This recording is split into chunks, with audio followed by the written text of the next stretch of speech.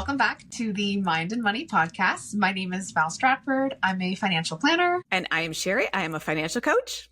And today we are talking about a topic that has become more and more important in my business, which is automation / efficiency / what Sherry specifically has implemented in her business to streamline her processes, run a smoother business.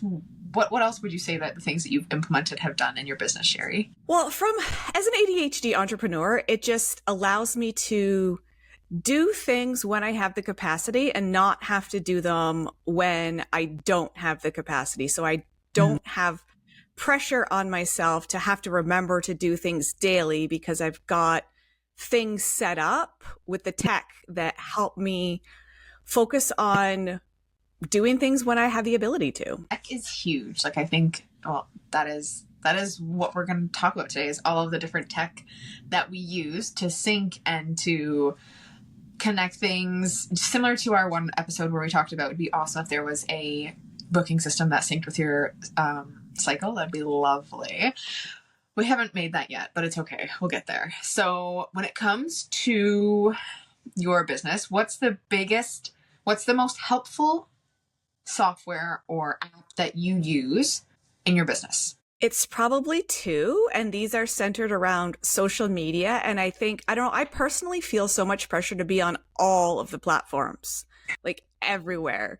YouTube, Pinterest, LinkedIn, Instagram, Facebook. And what allows me to do that is two things. One is my scheduling, my social media scheduler. Yeah. And I currently use Buffer, but I'm on a legacy plan that if I were to sign up today, it would be about 3 times more expensive. So I'm also playing around with some other platforms to see, because I'm on that legacy plan, it's not necessarily adapting. They add these new features on and they don't give them to me because they want me to upgrade. So I am looking at other schedulers, and we can talk about that a little bit down the road. But the other thing that I use partnered with that social media scheduler is it's not an app, it's a website called repourpose.io.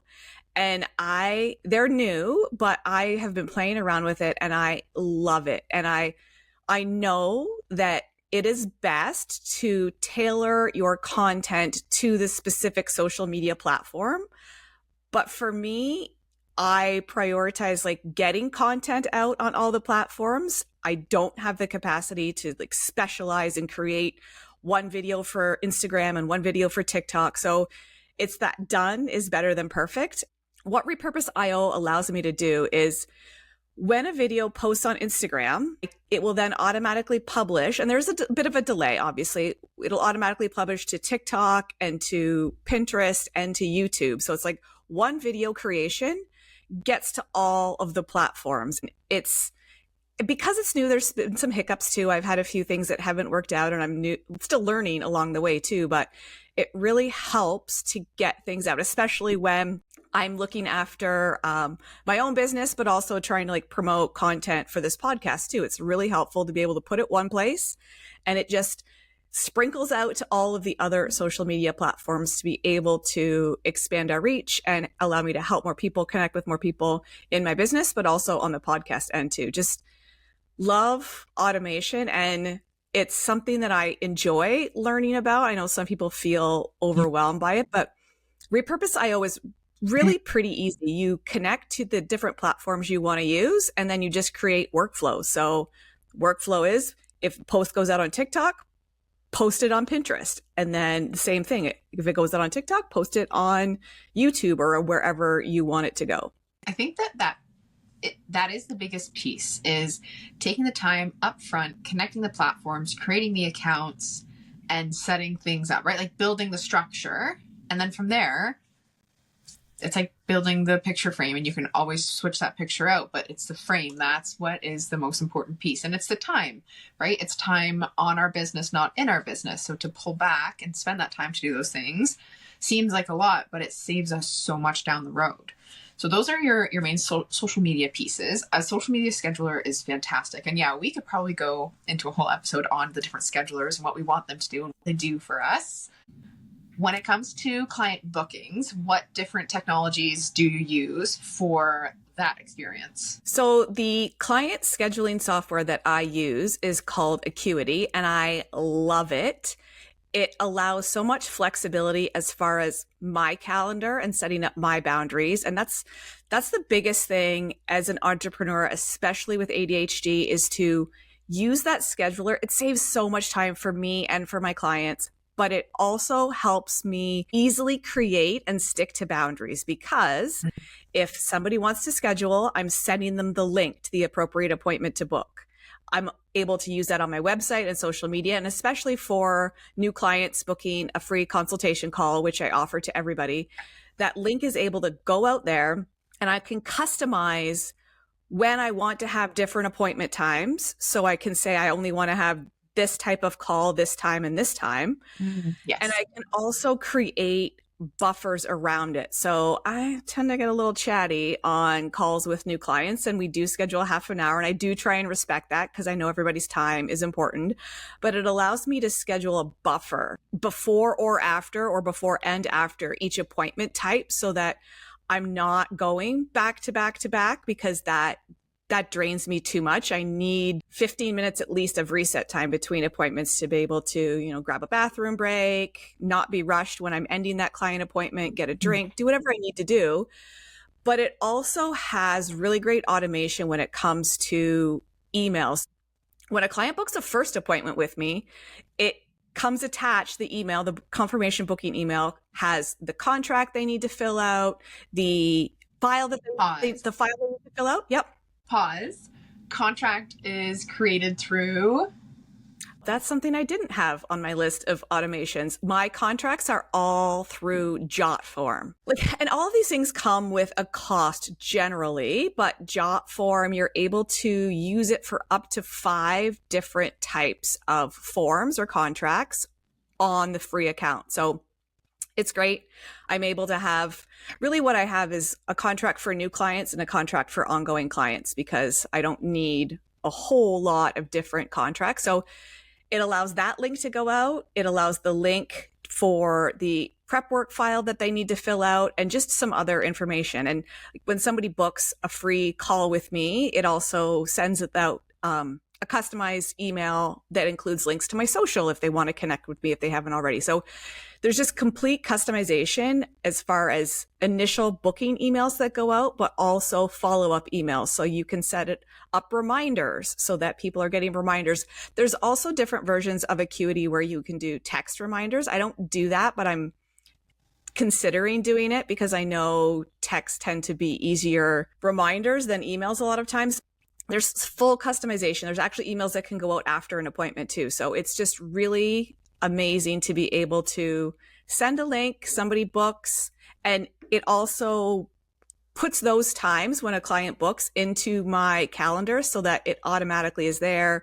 Nobody else can book that time. I can see at a glance what is in my day and my calendar. We've talked before about how we heavily rely on our calendar. So it's important for me to have a scheduler that links with my calendar. Otherwise, I'm probably going to miss appointments. So I love the customization available with Acuity. I know there's lots of other schedulers out there, and there's lots out there that are free that you can start with, but it just, the time savings between, oh, are you available Tuesday at 10? No, what about Wednesday at 2? The back and forth sometimes when you're trying to book in this busy life and find a time that works for 2 people, it can take up so much time. And I find it can be a barrier for me personally. If I'm going to book a time with somebody for something, yes, I am much more likely to do that if there's a click to book and I can sit there at 2:00 in the morning or 10:00 in the morning and look to see, compare my calendar to their availability. And if I'm able to book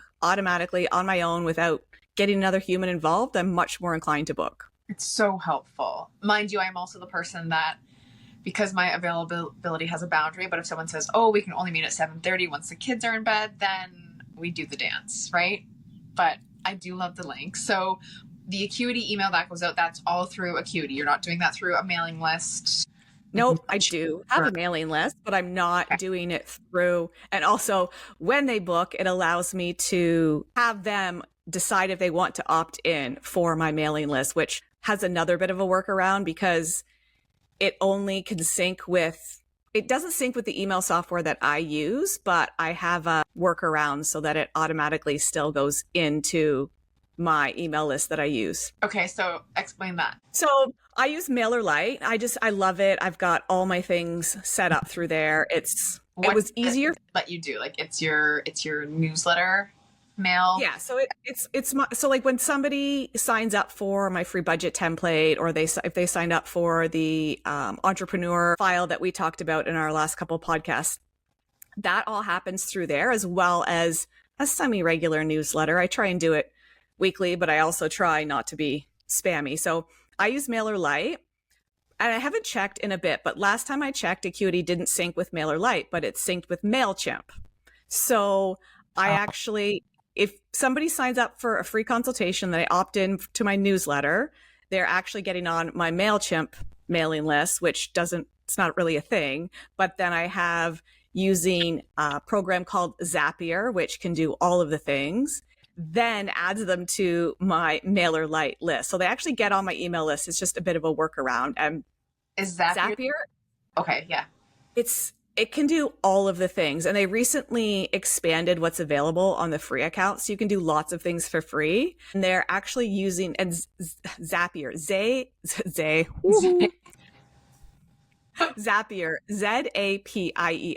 Mm-hmm. And they're using AI recently. So if you sign up for an account and you are wanting to do what I did, like link MailChimp subscribers, when somebody signs up for MailChimp, have them added to your MailerLite, they actually have an AI that you just type exactly what you're trying to do, and it gives you a suggested automation. There are so many programs that you can link through here. When somebody signs up and books my first client session, it can create a new Google Drive folder based on that client, because that's how I share information with my clients, is a Google Drive folder. So Zapier can do so much. If there's an automation, you're like, this is a dream. If I could do this, go type it in Zapier and see. Maybe the answer is it doesn't exist yet, but it might. It's so cool what it can do. We've talked about your social media. We've talked about your booking, your emails. When it comes to invoicing, what does that look like, and what does that for you? I use QuickBooks for all of my bookkeeping, and I also use it for my invoicing. So it's a little different for a new client. When a new client signs up for the first session, we're processing that payment at time of booking. So if we do it virtually, if they do that on their own, they book on their own, they're paying through Acuity when they book. So that payment does happen outside of QuickBooks. It happens with Squarespace. But if they're booking in person with me, I process the payment through QuickBooks, again, at time of booking. But for my ongoing clients that I work with on a month-to-month basis, they all have automatic charges that are based on the program that they've signed up for. And this all happens through QuickBooks. So it's actually through a QuickBooks sales receipt, and it's able to charge them the day of, either the 1st or 15th for all of my clients. And it all is processed automatically, and I don't have to lift a finger. Now, if there's an error, I do get a notification on QuickBooks. It lets me know, and I have to pay attention to that. But generally, it all happens automatically, and it's just very easy. And because I'm invoicing, putting those charges through QuickBooks, it makes the bookkeeping part of that a whole lot easier, because it's all happening from the same platform.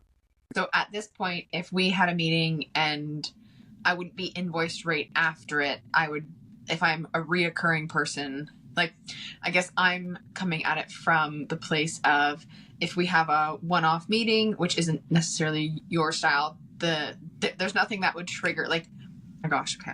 My therapist, after we meet, I instantly have, before the meeting is even over, I have an invoice from her. It's already been charged to my credit card, all is well.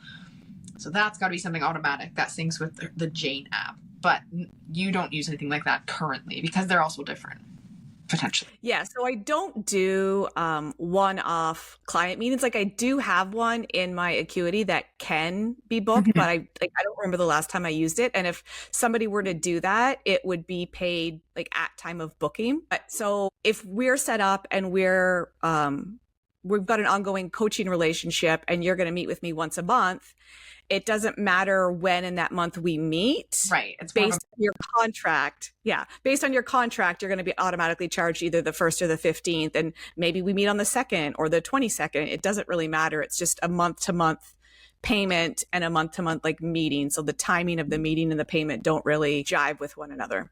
Right. Okay. That makes perfect sense to me. Is there anything else that you had thought of when it comes to the automation of your business that you would want to share? I've actually been trying a few other things when it comes to social media. So there is a scheduler called Metricool, and it is really good. I'm just using the free plan, and I'm mainly using it for analytics because that's what it's really, really good at it. And I need to try just moving some of my posts over there to try it to see how it works, because it's one of the things I'm considering moving to when my current subscription is done with Buffer. And it's able to give me analytics. I'm able to like link to my website as well. So it gives me more analytics than just the different social media platforms. So I think the free plan has up to 50 posts a month. So still pretty flexible for somebody that's new to scheduling. And I've also been using, mainly it came out of the podcast and me needing something that captions really well. And the captions, like where it's highlighting the word, I really like, and you see it all over the place on social media. So I've been using CapCut for that, and notice that CapCut also has a scheduler. It seems like everything's starting to have a like social media scheduler. And I do have a paid Canva account, but the one thing that's holding me back from using, like, where's their captions? Dear Canva, please get captions so that you can, so I don't have to use multiple different platforms to edit things, because I'm also trying to be considerate of my budget. Like, I'm paying for Buffer, I'm paying for my scheduler, I am paying for repurpose.io, and I don't want to add something else when I have Canva does like 90% of the things I want it to do. Just that missing piece is the caption. And I hope it's coming soon with AI and all the different things. So I hope it's coming soon. But CapCut is really good at adding captions, but most of the caption options are on the pro account, which I'm not quite ready to invest. Like, I'm close, but I'm holding out for Canva. Yes. Okay. Interesting. There's so many pieces that I'm sure you found and I found with automation and such. It's as you go along, you go, oh, a tool would be great for this. And then that tool appears in your realm. You're like, oh, okay, that is possible. Zapier sounds like a great place to start searching for those tools. Yeah, if you're just starting to dabble with automation, I think it is a great place to look. And I do need to spend some time in figuring out, does Repurpose.io, can I use Zapier for that? Or is there a way to not have that extra thing there? And Repurpose.io is just so easy that I like wondering if there's ways I can use it more to get more value out of it. And as of yet, I don't see any limitations to how many workflows and automations you can have, which is really, really amazing. Interesting. Many.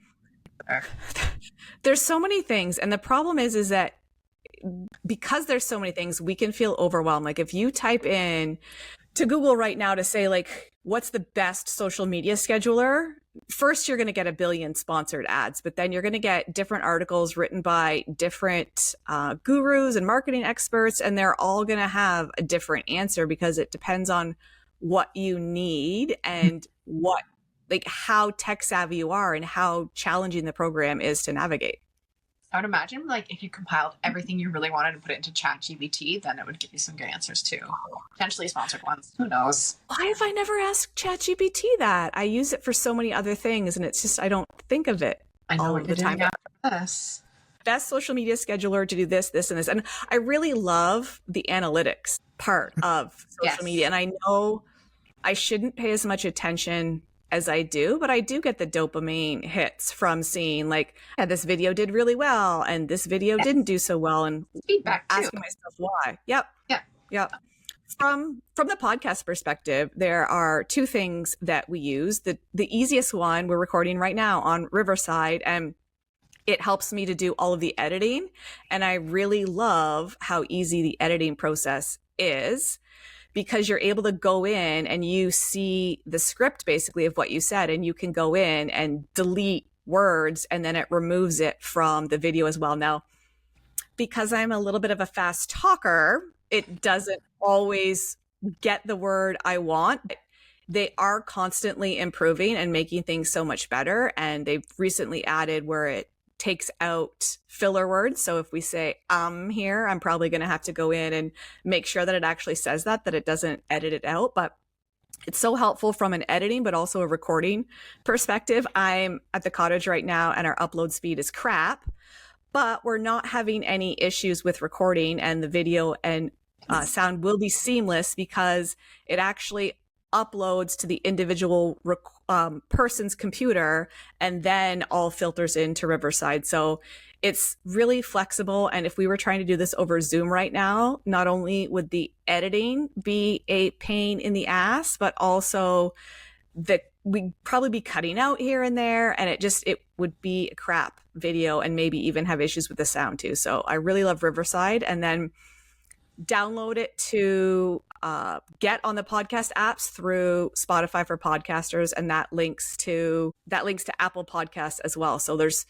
so many different things, and there's a lot of different softwares that you can use to distribute your podcast too. Most of them are paid, and I found the paid one first and I started with that, and then somebody told me like Spotify for podcasters will do that, and why am I paying $20 a month for something when there is a free version? And there are some concerns like distributing your podcast through Spotify for podcasters. Like maybe, I don't know, does Apple like not prioritize it in the algorithm and showing it to people? I don't know, but it's easy. It works. It works for now. Well, that's awesome. Thank you for sharing all of those pieces of your business. We hope that helps someone else out there who's looking at ways to make their business more efficient, more automated. If you have any questions, reach out. We're happy to help. And I'll link all of the things in the show notes because we've gone through a lot and it can feel a little overwhelming. If you're just starting with automations, just try one thing. And if you are a service-based business where you're seeing clients, definitely look at a scheduler. Maybe that's Acuity, maybe it's a different one. But another thing Acuity does that I forgot to mention is it syncs with Zoom. So when somebody books an appointment, if you've got it synced with Zoom and all set up, it automatically creates a Zoom link that's customized for that meeting if that's the way you want it. So it's super easy. And if you are meeting with clients back to back, you're not going to have two different clients in the same Zoom meeting because that would be really awkward. So many automations. There's a way to automate something that you want to do. I'm not sure exactly what the best software is, but just ask ChatGPT. Thanks for listening. This has been the Mind and Money Podcast, and we can't wait to see you next time.